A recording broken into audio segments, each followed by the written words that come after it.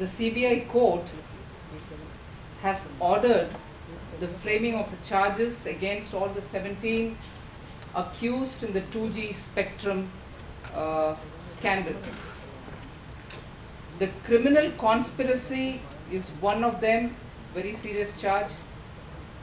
Forgery, criminal breach of trust, and the misuse of official position. These are some of the charges which are leveled against Mr. Raja and the others. Some in varying degrees and some other charges additionally applicable on the rest. This implies there's sufficient prima facie evidence to prove that those charges are sufficient for proving them guilty. Certainly implies it. We hope from the Bharatiya Janata Party that the trial happens speedily and the convictions take place. We recognize all these are part of the court proceedings and we are commenting on them with that in mind. However, questions do remain about those who are not only charge-sheeted, not charge-sheeted. Questions remain about those who are not charge-sheeted, but who are not even being investigated, who are not even being questioned. Raja, even as he was in the cabinet and subsequently, even after detention, has repeatedly said that his decisions were taken keeping everyone informed, implying that his decisions were taken with the consent of the cabinet, having informed the finance minister, the then finance minister and the prime minister. And one of the principal charges today against Raja is that he engaged in a criminal conspiracy leading to a massive loss to the exchequer. That is one of the principal charges. And if the minister, ex-minister who is now under trial, has repeated then and continues to say that even in the court,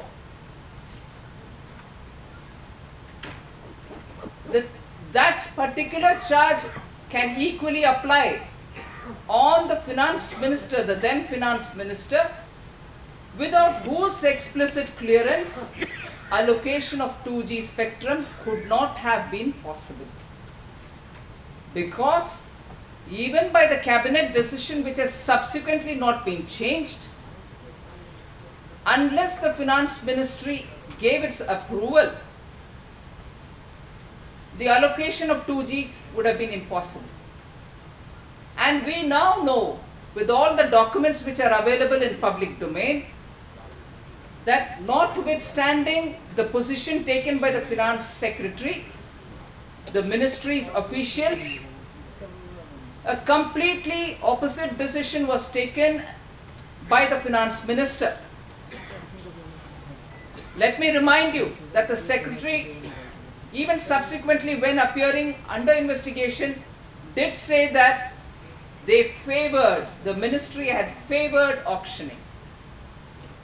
And in 2008, when the decision was being taken, we know the position of the then finance minister had changed. The prime minister had repeatedly then, till before the detention of Mr. Raja, repeatedly expressed his confidence and satisfaction on Mr. Raja and the way in which his ministry was being run. Of late, all of us notice that the Prime Minister is repeatedly expressing his confidence, faith and trust in his cabinet. Mr. Raja's position, in spite of all the faith and the trust that the Prime Minister had on him, you know, after the investigation was something else. He had to resign from the cabinet. And today we still have the Prime Minister expressing confidence on some of the ministers, on whom there's already enough material evidence available for us to have an investigation conducted to establish the facts. The BJP demands that the CBI investigate into the role of the then finance minister, and that investigation be monitored by the Supreme Court. Let me just remind you, we had already demanded the resignation of the then finance minister, P. Chidambaram, because we think any investigation into his role cannot be done fairly unless he resigns. The finance secretary's decision and advice was bypassed. Clearly it is enough for us to know that the finance minister then has quite a lot of answers to give. The criminal conspiracy, which today the court has made a part of the charge sheet, has resulted in a massive loss to the exchequer. There is no reason why answers should not be given by those who were in decision-making position then. If the commitments made by the UPA chairperson during her Burari speech in May 2011, expressing very sincere commitment that they would fight corruption, it raises a lot of question that as long as corruption and corruption-related questions prevailed over an alliance partner who also was a minister, after enough pressure from the court and from the media and the political parties, the minister was removed. And subsequently, after enough investigation, you know he is now under trial.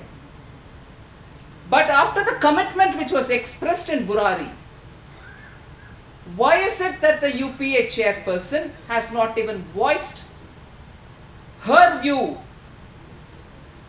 when it comes to a minister from her party in the cabinet?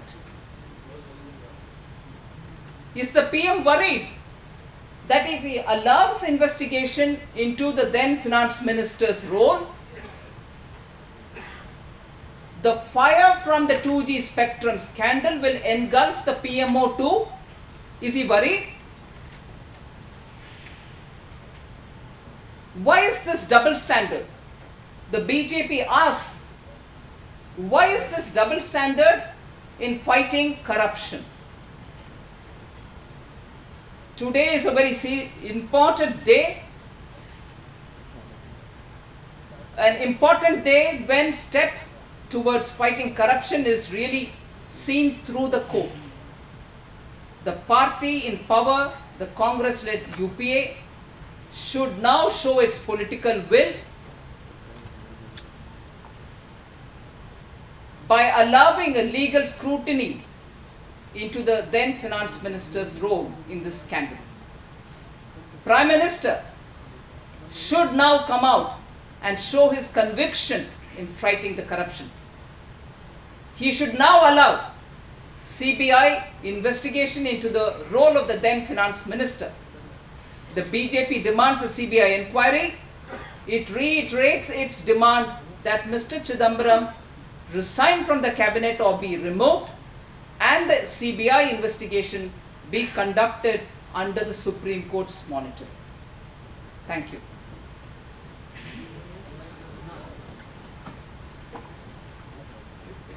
Charge sheet framing of charges हो चुका है और उसमें एक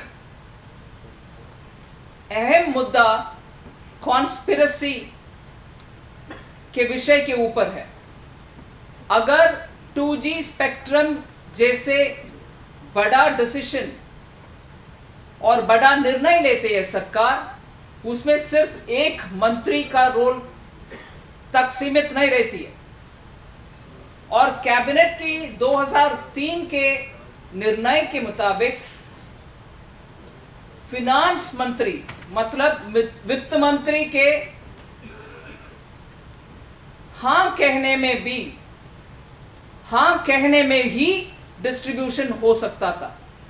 अगर conspiracy theory के आधार पर आज चार्जेस फ्रेम हो चुके हैं, उसी आधार पे इन्वेस्टिगेशन और जांच होनी चाहिए उस समय के वित्त मंत्री के ऊपर भी। भारतीय जनता पार्टी पहले ही उनके इस्तीफा की मांग रखी थी।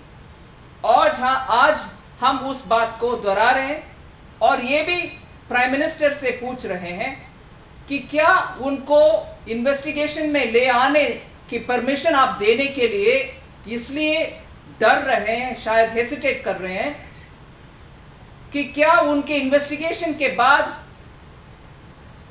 इस दबाव प्राइम मिनिस्टर के ऑफिस के ऊपर में भी आ जाएगा। इस शक के ऊपर आप फिनांस मिनिस्टर के इन्वेस्टिगेशन को परमिशन नहीं दे रहे हैं। भारतीय जनता पार्टी डिमांड करती है कि आज सीबीआई इंक्वायरी उस समय की वित्त मंत्री के ऊपर होना चाहिए, उनके रोल एस्टैब्लिश होना चाहिए और लीगल स्क्रूटनी जरूर होना। धन्यवाद।